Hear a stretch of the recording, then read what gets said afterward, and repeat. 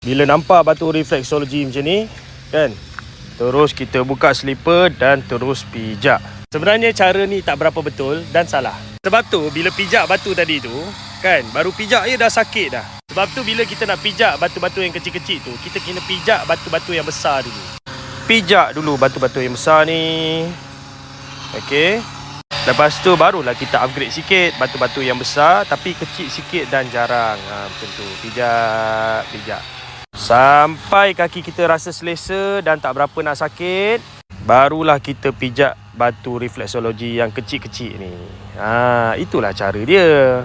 So inilah cara yang betul untuk pijak batu refleksologi. Siapa yang ada masalah sakit saraf, okey, kaki selalu kebas, pijak batu refleksologi macam ni setiap hari. Dan kalau boleh, orang yang ada masalah kencing manis, dengar baik-baik, nak pijak batu refleksologi macam tu kena hati-hati. Kalau boleh, pakailah stokin ya, untuk elakkan kaki tu luka atau cedera.